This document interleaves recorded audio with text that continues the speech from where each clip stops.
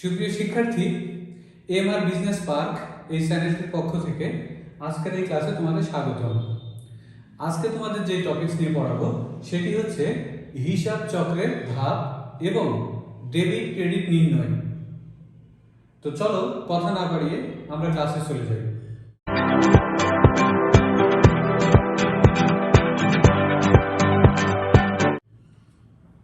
প্রিয় শিক্ষার্থী, ব্রিটিশ পদ্ধতিতে হিসাব চক্রের ধাপ এবং আধুনিক পদ্ধতিতে হিসাব চক্রের ধাপ, এটি হচ্ছে মডার্ন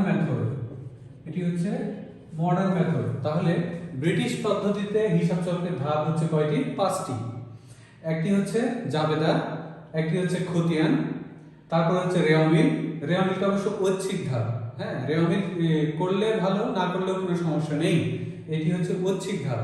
এরপরে হচ্ছে আর্থিক বিবরণী, তারপর হচ্ছে অনুপাত বিশ্লেষণ। এটি হচ্ছে ব্রিটিশ পদ্ধতিতে হিসাব চক্রের ধাপ। অ্যাকচুয়ালি এই যে ধাপ হিসাব চক্রের, এই পদ্ধতিতে হিসাব চক্রের ধাপ, এটি বর্তমানে তেমন একটি প্রচলিত নাই। বর্তমানে হিসাব চক্রের ধাপ বলতে বোঝায় আধুনিক পদ্ধতিতে হিসাব চক্রের ধাপ।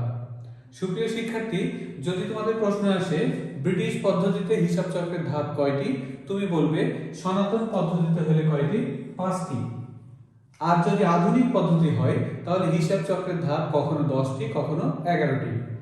যদি এই যে কার্যপত্র, এই যে 8 নম্বর ধাপ, এই কার্যপত্র যদি ধাপে নিয়ে আসা হয় তাহলে হিসাব চক্রের ধাপ হবে 11টি। আর যদি এই কার্যপত্রটাকে, যেহেতু এটি ঐচ্ছিক ধাপ, কার্যপত্রটাকে যদি হিসাব চক্র থেকে বাদ দেওয়া হয় তাহলে ধাপ হবে মোট কয়টি? 10টি।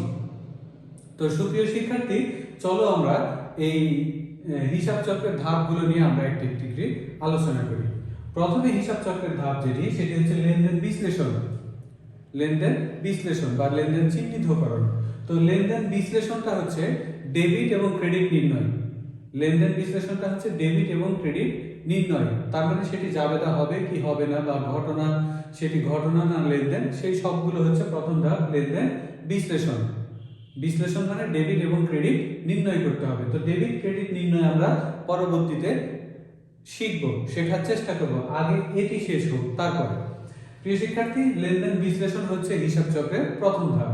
তারপর ধাপটি হচ্ছে লেনদেন লিপিবদ্ধকরণ মানে জাবেদার কাজ হচ্ছে লেনদেন লিপিবদ্ধকরণের ক্ষেত্রে আমরা ডেবিট এবং ক্রেডিট নির্ণয় করে সেটি জাবেদাতে লিপিবদ্ধ করব। এটি হচ্ছে হিসাব চক্রের 2 নম্বর ধাপ, মানে দ্বিতীয় ধাপ। এরপর আমরা দেখি লেনদেনের শ্রেণীবিন্যাসকরণ এবং স্থানান্তরকরণ। অর্থাৎ লেনদেনগুলো সংগঠিত হওয়ার পর তাদের মানে তারিখ অনুসারে লেনদেনগুলো সংগঠিত হওয়ার পর ডেবিট ক্রেডিট বিশ্লেষণ করে সেগুলো সংক্ষিপ্তকারে নির্দিষ্ট শিরোনামের বিপরীতে এই লেনদেনগুলো সাজাতে হবে বা সেটিকে স্থানান্তর করতে হবে। এই স্থানান্তরকরণ বা শ্রেণীবিন্যাসকরণ কাজটা হচ্ছে খতিয়ানের কাজ। খতিয়ান সম্পর্কে যখন আলোচনা করব তখন খতিয়ান সম্পর্কে আমরা বিস্তারিতভাবে তোমাদের সামনে তুলে ধরার চেষ্টা করব। এরপরে দেখো যে লেনদেন সংক্ষিপ্তকরণ বা রেওয়ামিলের কাজ হচ্ছে লেনদেনগুলোকে সংক্ষিপ্ত আকারে সাজানো। রেওয়ামিলের ঘর থাকে 5টি। প্রথমটি থাকে হচ্ছে ক্রমিক নাম্বার, তারপরে হচ্ছে হিসাবের নাম, তারপরে হচ্ছে খতিয়ান পৃষ্ঠা, তারপরে ডেবিট টাকা, তারপরে হচ্ছে ক্রেডিট টাকা। এই মোট 5টি ঘর থাকে রেওয়ামিলের। তো রেওয়ামিল যে জন্য করা হয় সেটি হচ্ছে হিসাব আমার গাণিতিক শুদ্ধতা যাচাই করার জন্য, অর্থাৎ হিসাবের গাণিতিক শুদ্ধতা ঠিক আছে কিনা, হিসাব ঠিক মতো আমরা স্থানান্তর করেছি কিনা বা ঠিক মতো জাবেদা করেছি কিনা। রেওয়ামিলের মূল কাজ হচ্ছে হিসাবের গাণিতিক শুদ্ধতা যাচাই করা, অর্থাৎ সবগুলো হিসাব ঠিক আছে কিনা, ঠিকভাবে ট্রান্সফার হয়েছে কিনা, স্থানান্তর হয়েছে কিনা, সেগুলো যাচাই করা। তারপরে যে ধাপ সেটি হচ্ছে লেনদেন সমন্বয় দাখিলা কাকে বলে? একটি নির্দিষ্ট বছরের খরচ ওই নির্দিষ্ট বছরে এবং একটি নির্দিষ্ট বছরের আয় ওই নির্দিষ্ট বছরে চার্জ করার জন্য যে জাবেদা দেওয়া হয় সেই জাবেদাকে বলা হয় সমন্বয় জাবেদা। সুপ্রিয় শিক্ষার্থী, আবার শোনো যে একটি নির্দিষ্ট বছরের খরচ ওই বছরে চার্জ করার জন্য এবং একটি নির্দিষ্ট বছরের আয় ওই বছরে দেখানোর জন্য যে জাবেদাগুলো করা হয় সেগুলো হচ্ছে সমন্বয় জাবেদা। যেমন বেতন আমরা দিয়ে দিলাম, যদি কিছু টাকা বকেয়া থাকে তাহলে বেতন হিসাব ডেবিট, বকেয়া বেতন হিসাব ক্রেডিট। আবার যদি বেতন অগ্রিম দেওয়া থাকে তাহলে অগ্রিম বেতন হিসাব ডেবিট, বেতন হিসাব ক্রেডিট। এই সংশ্লিষ্ট জাবেদা সেটি হচ্ছে সমন্বয় জাবেদা। আমরা সমন্বয় জাবেদা বিষয়ে যখন আসবো তখন আরো বিস্তারিত আলোচনা করব। এরপরে আসি আর্থিক বিবরণী প্রস্তুত করানো। আর্থিক বিবরণী অর্থাৎ রেওয়ামিলের উপর ভিত্তি করে আমাদের আর্থিক বিবরণী তৈরি করতে হবে। প্রিয় শিক্ষার্থী, তোমরা নিশ্চয়ই জানো আর্থিক বিবরণীর 5টি ধাপ আছে। আর্থিক বিবরণীর 5টি অংশ আছে। আর্থিক বিবরণীর প্রথম অংশটি যেটি হচ্ছে সেটি হচ্ছে বিশদ আয় বিবরণী। প্রথম অংশটি হচ্ছে বিশদ আয় বিবরণী। তারপরের অংশ যেটি সেটি হচ্ছে আর্থিক অবস্থার বিবরণী, তারপরে নগদ প্রবাহ বিবরণী, তারপরে হচ্ছে মালিকানা সত্ত্ব বিবরণী, আর সবার 5 নম্বরটা হচ্ছে ফুট নোট অর্থাৎ নোট। তো আমরা আর্থিক বিবরণী প্রস্তুত করব কি সমন্বিত রেওয়ামিলের উপর ভিত্তি করে। এরপরে স্টেপ যেটি কার্যপত্র। কার্যপত্র একটি ঐচ্ছিক ধাপ। এই কার্যপত্রকে যদি তুমি এই চক্রে হিসাব চক্রে ধাপ হিসেবে নিয়ে আসো তাহলে মোট ধাপ হবে 11টি। আর যদি কার্যপত্রকে তুমি বাদ দাও তাহলে যেটি ধাপ হবে সেটি হচ্ছে মোট 10টি। তো কার্যপত্র তৈরি করা হয় আর্থিক অবস্থার বিবরণী তৈরি করার সহযোগিতা করার জন্য। কার্যপত্র তৈরি না করলেও চলবে, কিন্তু কার্যপত্র তৈরি করলে আর্থিক বিবরণী তৈরি করাটা সহজ হয়ে যায়। এই উদ্দেশ্যে কার্যপত্রটা তৈরি করা হয়। প্রিয় শিক্ষার্থী, এরপরে আমরা যেটি দেখবো সেটি হচ্ছে সমাপনী দাখিলা। সমাপনী জাবেদা। সমাপনী জাবেদা হচ্ছে হিসাবের অর্থাৎ একটি আর্থিক বিবরণী প্রস্তুত করার পরে যে রেওয়ামিলটা থাকলো সমন্বিত রেওয়ামিলের, এই সমন্বিত রেওয়ামিলের কিছু লেনদেন আছে যেগুলো খরচ এবং কিছু লেনদেন আছে আয়। এই খরচ এবং আয় তার সাথে উত্তোলন, এই 3টি বিষয় একটু মনে রাখবে। সকল খরচ, সকল আয় এবং উত্তোলন, এই 3টি জিনিসকে বন্ধ করার জন্য বা 3টি হিসাবকে বন্ধ করার জন্য যে জাবেদাটা দেওয়া হয় সেটি হচ্ছে সমাপনী জাবেদা। সমাপনী জাবেদা, এই সমাপনী জাবেদা কি সকল খরচ বন্ধ করার জন্য যে জাবেদা দিতে হয়। আমরা জানি রেওয়ামিলের ডেবিট দিকে কি থাকে, খরচ থাকে। রেওয়ামিলের ডেবিট দিকে খরচ থাকে।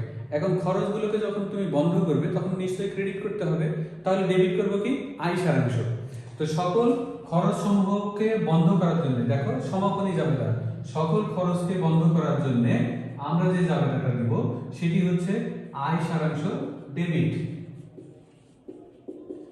আয় সারাংশ ডেবিট। তারপরে হচ্ছে খরচ, খরচের নাম। এখানে যদি 5টা খরচ থাকে সবগুলো খরচ সিরিয়ালি লিখতে হবে। তাহলে আয় সারাংশ ডেবিট, খরচের নাম ক্রেডিট। এটি হচ্ছে খরচের জন্য। তারপরে হচ্ছে কি আয়ের জন্য জাবেদা দিতে হবে। যখন আয়ের জন্য জাবেদা দেব এই জাবেদাটার উল্টা হবে। কি হবে, আয়ের নাম ডেবিট আর আয় সারাংশ ক্রেডিট। এখন খরচগুলো থেকে আয় সমূহ বাদ বা আয় সমূহ থেকে খরচগুলো বাদ দিলে নিট লাভ বের হবে। এই নিট লাভের জন্য তোমাকে একটা সমাপনী জাবেদা দিতে হবে। কি সমাপনী জাবেদা দেব নিট লাভের জন্য? নিট লাভের ফলে মূলধনের পরিমাণ বেড়ে যায়, তাহলে মূলধন হিসাব হবে ক্রেডিট। ডেবিট কি হবে, আয় সারাংশ। তাহলে নিট লাভের জন্য আয় সারাংশ ডেবিট, আয় সারাংশ ডেবিট আর মূলধন হিসাব ক্রেডিট। যদি নিট লাভ না হয় উল্টা অর্থাৎ নিট ক্ষতি হয় তাহলে জাবেদাটাকে উল্টিয়ে দিতে হবে। উল্টিয়ে দিতে হবে মানে কি, শেয়ার মূলধন হিসাব হবে ডেবিট, আয় সারাংশ হবে ক্রেডিট। এরপরে উত্তোলনের জন্য একটি জাবেদা দিতে হবে। উত্তোলনের ফলে মূলধনের পরিমাণটা কি হয়ে যায়, মূলধনের পরিমাণ কমে যায়। তাহলে মূলধন কমে গেলে মূলধন হবে ডেবিট, তাহলে মূলধন হিসাব হবে ডেবিট, উত্তোলন হবে ক্রেডিট। এই মোট সমাপনী জাবেদা। সমাপনী জাবেদা করার পরে আমাদের সমাপনী জাবেদাকে আমাদের খতিয়ানে ট্রান্সফার করতে হবে। খতিয়ানে যখন ট্রান্সফার করব, ট্রান্সফার করার পরে ওই খতিয়ানের ব্যালেন্সগুলো নিয়ে যে রেওয়ামিলটা তৈরি হবে সেই রেওয়ামিলের নাম হচ্ছে সমাপনী উত্তর রেওয়ামিল। এই সমাপনী উত্তর রেওয়ামিলে মনে রাখবে শিক্ষার্থী, সমাপনী উত্তর রেওয়ামিলে কখনো খরচ থাকবে না, আয় থাকবে না, উত্তোলন থাকবে না। কেন থাকবে না? কারণ সেগুলোকে বন্ধ করে দিলাম। বন্ধ করে দিলে অটোমেটিক্যালি ভাবে সেগুলো থেকে হারিয়ে যাবে, মানে সেগুলো খতিয়ানে মানে হ্রাস হয়ে যাবে। অর্থাৎ সকল খরচ সকল আয় যখন খতিয়ানে ট্রান্সফার করবো খতিয়ানের ব্যালেন্সটা জিরো হয়ে যাবে। ঠিক সেরকম উত্তোলনের ক্ষেত্রেও তাই। আবার দেখো এর সমাপনী উত্তর রেওয়ামিলের পরে বিপরীত দাখিলা। পরবর্তী বছরের শুরুতে সমন্বয় জাবেদার বিপরীতে অর্থাৎ সমন্বয় জাবেদাকে উল্টিয়ে যে জাবেদা তৈরি করা হয় সেটি হচ্ছে বিপরীত দাখিলা। আমরা পরবর্তীতে এগুলো নিয়ে বিস্তারিতভাবে আলোচনা করব, একদম পুঙ্খানুপুঙ্খভাবে আলোচনা করব। প্রিয় শিক্ষার্থী, তাহলে আমরা হিসাব চক্রের যে ধাপটা পেলাম সেই ধাপটাকে আরেকবার দেখো। যে প্রথম হচ্ছে লেনদেন বিশ্লেষণ, তারপর হচ্ছে লেনদেন লিপিবদ্ধকরণ মানে জাবেদা, তারপর হচ্ছে লেনদেনের শ্রেণীবিন্যাসকরণ বা স্থানান্তরকরণ মানে খতিয়ান, লেনদেনের সংক্ষিপ্তকরণ সমন্বয় দাখিলা সমন্বিত রেওয়ামিল, তারপর হচ্ছে আর্থিক বিবরণী প্রস্তুত, তারপর হচ্ছে কার্যপত্র, তারপরে সমাপনী জাবেদা, সমাপনী উত্তর রেওয়ামিল, এরপরে হচ্ছে বিপরীত দাখিলা। তো এখন চলো আমরা এই হিসাব চক্রের প্রথম ধাপ লেনদেন বিশ্লেষণ অর্থাৎ ডেবিট ক্রেডিট নির্ণয় ডেবিট ক্রেডিট নির্ণয় আমরা আলোচনায় যাই। সুপ্রিয় শিক্ষার্থী, এখন আমরা যে টপিকসটি নিয়ে কথা বলবো সেটি হচ্ছে ডেবিট ক্রেডিট নির্ণয়। এই ডেবিট ক্রেডিট নির্ণয়, আমরা তো সবাই ডেবিট করি, ক্রেডিট করি, বেতন হিসাব ডেবিট, নগদান হিসাব ক্রেডিট, অগ্রিম বেতন হিসাব ডেবিট, বেতন হিসাব ক্রেডিট, বা পণ্য ক্রয় করা হলে ক্রয় হিসাব ডেবিট, নগদান হিসাব ক্রেডিট। কিন্তু কিভাবে, কেন এই ডেবিট এবং ক্রেডিট হয়, সেই পুরো নিয়মটা নিয়ে তোমাদের সামনে আজকে আমি উপস্থাপন করতে যাচ্ছি। আজকের এই টপিকসটা যদি দেখো তুমি, তাহলে ডেবিট এবং ক্রেডিট নির্ণয়ে তোমার আর কোনোদিন প্রবলেম হবে না। ডেবিট ক্রেডিট নির্ণয় করার জন্য এখানে দুইটা পদ্ধতি আছে। প্রথম পদ্ধতি হচ্ছে সনাতন পদ্ধতি। সনাতন পদ্ধতি, প্রথম পদ্ধতি হচ্ছে সনাতন পদ্ধতি। এই সনাতন পদ্ধতিতে হিসাব কয় প্রকার? 3 প্রকার। প্রিয় শিক্ষার্থী, সনাতন পদ্ধতিতে হিসাব হচ্ছে কয় প্রকার? 3 প্রকার। প্রথমটি হচ্ছে ব্যক্তিবাচক হিসাব, ব্যক্তিবাচক হিসাব। 2 নম্বরটি হচ্ছে সম্পত্তিবাচক হিসাব, সম্পত্তিবাচক হিসাব। আর 3 নম্বর হচ্ছে নামিক হিসাব, নামিক হিসাব। তাহলে ব্যক্তিবাচক হিসাব, সম্পত্তিবাচক হিসাব এবং নামিক হিসাব। ব্যক্তিবাচক হিসাব মানে কি? ব্যক্তি বা প্রতিষ্ঠানের নাম। আমি গত ক্লাসে আলোচনা করেছি ব্যক্তিবাচক হিসাব কোনগুলো। ব্যক্তিবাচক হিসাব মানে ব্যক্তি বা প্রতিষ্ঠানের নাম। এই ব্যক্তিবাচক হিসাবে ডেবিট ক্রেডিট কিভাবে হবে? ব্যক্তিবাচক হিসাবে ডেবিট ক্রেডিট হবে গ্রহীতা, গ্রহীতার নাম ডেবিট, আর দাতা, দাতার নাম ক্রেডিট। অর্থাৎ গ্রহীতা ডেবিট এবং দাতা ক্রেডিট। গ্রহীতা মানে আমি যদি কাউকে টাকা প্রদান করি তাহলে যাকে প্রদান করলাম সে ডেবিট, আর দাতা আমাকে যদি কেউ টাকা প্রদান করে তাহলে যে টাকাটা প্রদান করলো সে হবে ক্রেডিট। যেমন আমি আলোচনা করি যে জনাব করিম আমাকে 20,000 টাকা দিলেন, তাহলে আমাকে যখন টাকা দিলেন আমার নগদ টাকা বেড়ে গেল, তাহলে নগদান হিসেবে ডেবিট হবে। আর করিমের ক্ষেত্রে কি? দাতা, তাহলে করিমের নাম হবে ক্রেডিট। আবার এর ক্ষেত্রে, অন্য ক্ষেত্রে যদি বলি যে আমি মিস্টার আকাশকে 20,000 টাকা দিলাম, তাহলে মিস্টার আকাশ এখানে কি? গ্রহীতা, তাহলে মিস্টার আকাশের হিসাব কি হবে? ডেবিট হবে। আর আমার কাছ থেকে নগদ টাকা চলে গেল, তাহলে নগদ হিসাব ক্রেডিট হবে। তো ব্যক্তিবাচক হিসাবের ক্ষেত্রে গ্রহীতা ডেবিট আর দাতার নাম ক্রেডিট। এরপর হচ্ছে সম্পত্তিবাচক হিসাব। সম্পত্তিবাচক হিসাব হচ্ছে সম্পত্তি বৃদ্ধি পেলে, সম্পত্তি বৃদ্ধি পেলে ডেবিট, সম্পত্তি বৃদ্ধি পেলে ডেবিট, আর সম্পত্তি হ্রাস পেলে ক্রেডিট। সম্পত্তি বৃদ্ধি পেলে ডেবিট আর সম্পত্তি হ্রাস পেলে ক্রেডিট। যখনই তোমার প্রতিষ্ঠানের সম্পত্তি বেড়ে যাবে তখন ওই সম্পত্তির নাম হবে ডেবিট, আর যখনই তোমার প্রতিষ্ঠানের সম্পত্তি কমে যাবে তখন ওই সম্পত্তির নাম হবে ক্রেডিট। যেমন আমি আসবাবপত্র ক্রয় করলাম, তাহলে আসবাবপত্র বেড়ে গেল না, তাহলে আসবাবপত্র হিসাব হবে ডেবিট। আর নগদ টাকা কিন্তু সম্পদ, নগদ টাকা চলে গেল, তাহলে নগদান হিসাব হবে ক্রেডিট। আমি যন্ত্রপাতি ক্রয় করলাম, তাহলে যন্ত্রপাতি ডেবিট। যন্ত্রপাতির অবশ্যই ধার্য করা হলো, তাহলে যন্ত্রপাতির অবশ্যই যদি ধার্য করি তো যন্ত্রপাতির পরিমাণটা কমে যাচ্ছে না অবশ্যই হলে, তাহলে কি হবে? যন্ত্রপাতি হিসাব হবে ক্রেডিট। তাহলে সম্পত্তি এলে বা বৃদ্ধি পেলে ডেবিট, আর সম্পত্তি গেলে বা হ্রাস পেলে হবে ক্রেডিট। এরপরে নামিক হিসাব মানে তোমরা নিশ্চয়ই জানো, একটি হচ্ছে ব্যয় আর একটি হচ্ছে আয়। ব্যয় এবং আয় হচ্ছে নামিক হিসাব। তাহলে ব্যয়ের ক্ষেত্রে সবসময় কি হবে? ব্যয় ডেবিট আর আয় ক্রেডিট। তাহলে ব্যয় বা ক্ষতি ডেবিট, আয় বা লাভ ক্রেডিট। তাহলে নামিক হিসাবের ক্ষেত্রে মনে রাখবা ব্যয় বা ক্ষতি ডেবিট, আয় বা লাভ ক্রেডিট। সকল খরচ ডেবিট, বেতন দেওয়া হলে ডেবিট, পরিবহন খরচ ডেবিট, আমদানি শুল্ক ডেবিট, পণ্য ক্রয় করা হলে ডেবিট, ঋণের সুদ হলে ক্রেডিট। ডেবিট সবগুলো খরচ হলে সেটা ডেবিট, আর আয় হলে সেটা ক্রেডিট। বাড়ি ভাড়া পাওয়া গেল ক্রেডিট। বিমা সেলামি তো খরচ। শিক্ষানবিশ সেলামি পাওয়া গেল, শিক্ষানবিশ সেলামি ক্রেডিট। পণ্য বিক্রয় করা হলো, বিনিয়োগের সুদ পাওয়া গেল, এগুলো হচ্ছে ক্রেডিট, মানে এগুলো হচ্ছে আয়। তার মানে খরচ হলে ডেবিট, আয় হলে ক্রেডিট। তাহলে আমি আরেকটা দেখে নিই। ব্যক্তিবাচক হিসাবের ক্ষেত্রে গ্রহীতার নাম ডেবিট, দাতার নাম ক্রেডিট। আর সম্পত্তিবাচক হিসাবের ক্ষেত্রে সম্পত্তি এলে বা বৃদ্ধি পেলে ডেবিট, সম্পত্তি গেলে বা হ্রাস পেলে ক্রেডিট। তারপর নামিক হিসাবের ক্ষেত্রে ব্যয় বা ক্ষতি ডেবিট, আয় বা লাভ ক্রেডিট। এখন আসি আধুনিক। সুপ্রিয় শিক্ষার্থী, আধুনিক পদ্ধতিতে ডেবিট ক্রেডিট নির্ণয়। আধুনিক পদ্ধতির আরেকটি নাম হচ্ছে সমীকরণ পদ্ধতি।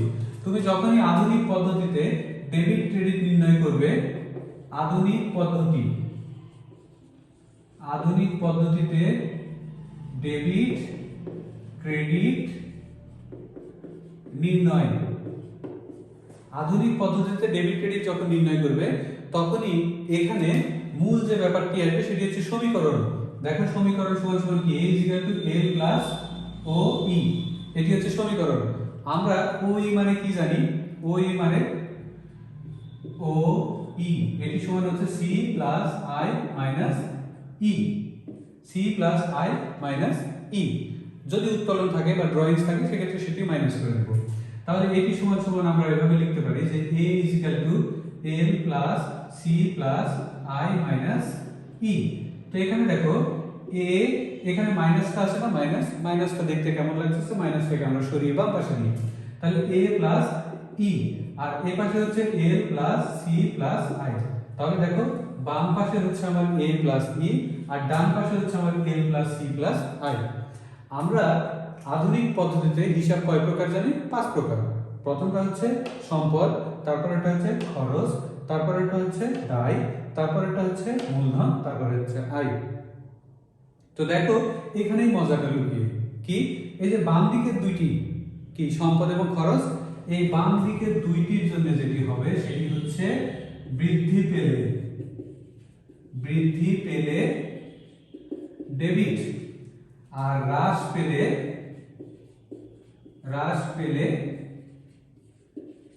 ক্রেডিট। তাহলে দেখো সম্পদ এবং খরচ বৃদ্ধি পেলে ডেবিট আর হ্রাস পেলে ক্রেডিট। উদাহরণ হিসেবে কি আমরা বললাম সম্পত্তি বাচকের ক্ষেত্রে, যেমন সম্পদ নগদ টাকা সম্পদ, নগদ টাকা যদি বৃদ্ধি পায় তাহলে নগদান হিসেবে ডেবিট হবে, নগদ টাকা যদি হ্রাস পায় নগদান হিসেবে ক্রেডিট হবে।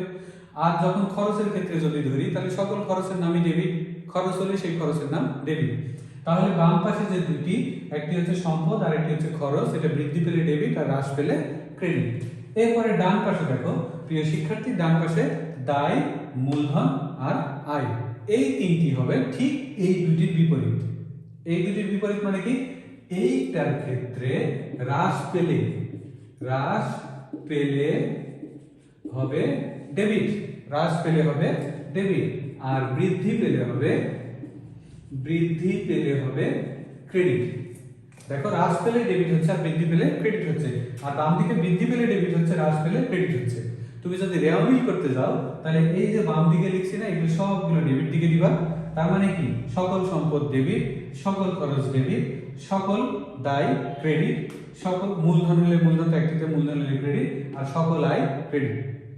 আবার ডেবিট ক্রেডিট নির্ণয়ের ক্ষেত্রে কিন্তু আমরা বাম দিকের এই দুইটিকে বলবো বৃদ্ধি পেলে ডেবিট, হ্রাস পেলে ক্রেডিট, আর ডান দিকের এই তিনটি হ্রাস পেলে ডেবিট আর বৃদ্ধি পেলে ক্রেডিট। এখন দেখো দায় যদি বৃদ্ধি পায় তাহলে কি হবে, পণ্য বাকিতে ক্রয় করলাম তাহলে ক্রয় হিসাব ডেবিট, আর দায়টা বৃদ্ধি পেচ্ছে না, বাকিতে পণ্য ক্রয় করলাম তাহলে দায় বৃদ্ধি পেচ্ছে, তাহলে দায় কি হবে, ক্রেডিট, তাহলে প্রদেয় হিসাব, এটি দায়, প্রদেয় হিসাব ক্রেডিট। আবার এখানে দেখো আয় হলে কি হবে, আয় বৃদ্ধি পেলে ক্রেডিট, বিনিয়োগের সুদ পাওয়া গেল, নগদান হিসাব ডেবিট, আয় বৃদ্ধি পাচ্ছে তাহলে বিনিয়োগের সুদ হিসাব ক্রেডিট।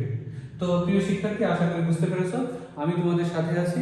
আমার চ্যানেলটি সাবস্ক্রাইব করে রাখো আর বেল বাটন ক্লিক করে রাখো, পরবর্তীতে নেক্সট ভিডিও যখন আসবে তখন তোমাদের সামনে ভিডিওগুলো চলে যাবে। তো প্রিয় শিক্ষার্থী, আজকে এ পর্যন্তই। সবাই ভালো থেকো, সুস্থ থেকো। ওকে।